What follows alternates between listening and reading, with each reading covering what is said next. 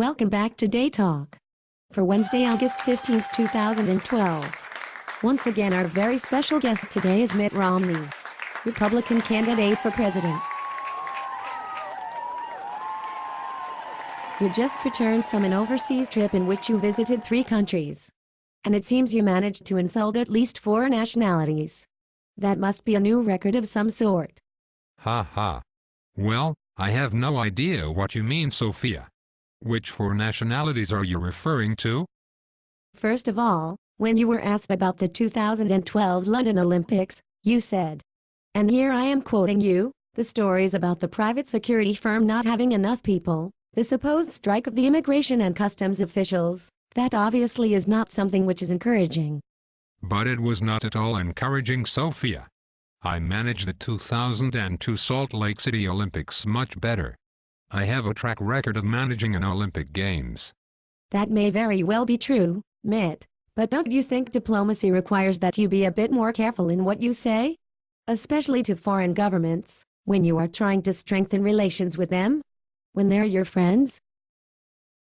I never shied away from doing the hard work when it needed to be done, Sophia.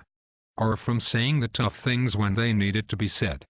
If it meant layoffs and putting people on the street to restructure a failing company, I did that. Mitt Romney is not one to pussyfoot around when tough decisions need to be made. Okay, well.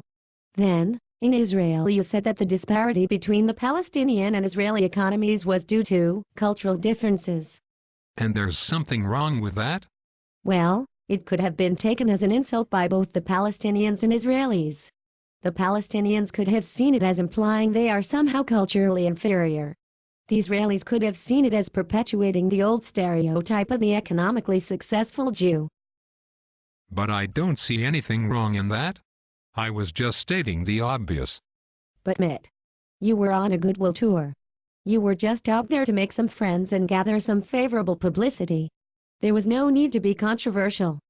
Like I say, Sophia, I'm not going to pull my punches. Not with our friends. And not with our enemies.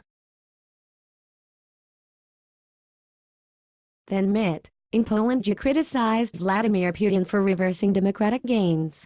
All this at a time when the U.S. is trying to improve relations with Russia. But it's true, isn't it?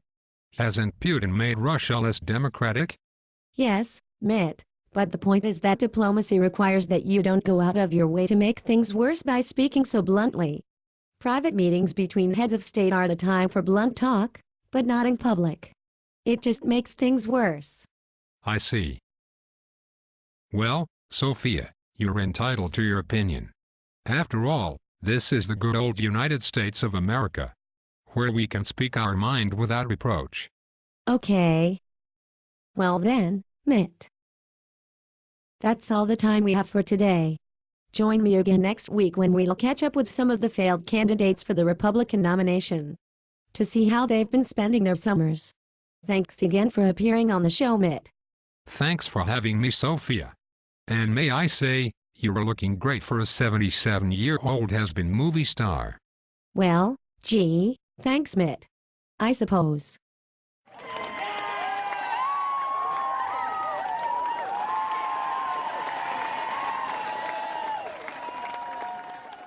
Stiamo qui, stiamo là, c'è l'amore a cena e tu dimmi sì, se ti va. Il mio letto è forte e tu pesi poco di più della gomma a piuma. Tu, perché tu non ci sei e mi sto spogliando. Tu, quanti anni mi dai? Ho un lavoro strano e tu, ma va là, che lo sai, mi starà vicino. Tu sei più bella che mai, baci da un minuto. Tu non ne dai, non ne dai.